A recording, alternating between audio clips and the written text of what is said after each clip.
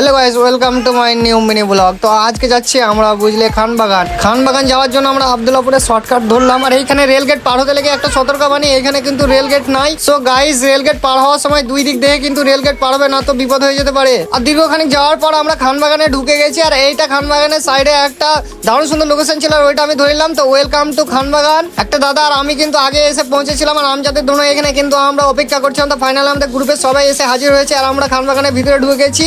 আর এইখানে কিন্তু প্রত্যেকটা জিনিসের সতর্কবাণী আছে, আপনার পরে কিন্তু ঢুকবেন এখানে, হয়তো বিপদে পড়ে যেতে পারেন। আর গেটে ঢুকার পর কিন্তু এই দৃশ্যটা দেখতে পাবেন। তারপরে আছে ওয়েলকাম টু খানবাগান। এই দৃশ্যটা এতই সুন্দর ছিল যে আমার দাদা নাচছিল, আর হঠাৎ করে আমার নানির সঙ্গে দেখা। আর তারপরে দেখছি তো আমার এখানে নানি দাঁড়িয়ে আছে। তারপরে আমার শ্বশুরের সঙ্গে দেখা, শ্বশুর মশাই প্রচন্ড রাগ করে আছে।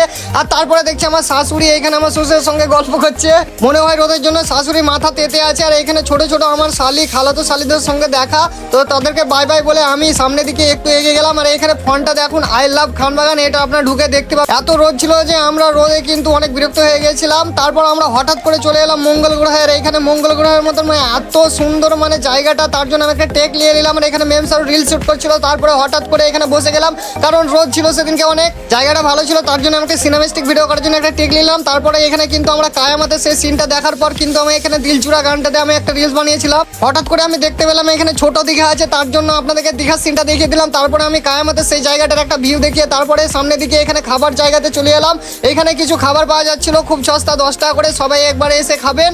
আর খাওয়া দাওয়ার পর এখানে আমরা আবার ইউনিক কিছু খাবার শসা খাচ্ছিলাম। ফাইনালি গাইস, কিন্তু খানবাগানে একটা জায়গা আছে, সেখানে উঠলে আপনারা পুরো খানবাগানটা দেখতে পাবেন। আমরা ক্যামেরাম্যান সেখানে নিয়ে গেল। আর এখানে হঠাৎ করে দেখছি তো সেই দাদা এখানে আমাদেরকে চেনে। এইখানে কিন্তু ওই দাদা খানবাগানে গার্ড দেয়। তারপরে হঠাৎ করে কিন্তু আমরা এখানে ঝুলে খেলছিলাম আমরা। আর খানবাগানে এই দাদার কাজ হচ্ছে যে 6টা বাজলে কিন্তু এখানে সাইলেন্স বাজিয়ে সবাইকে বের করে দেয়। আর আফটার কিন্তু আমরা খানবাগান থেকে বেরিয়ে এসে এখানে চা খেয়ে বাই বাই।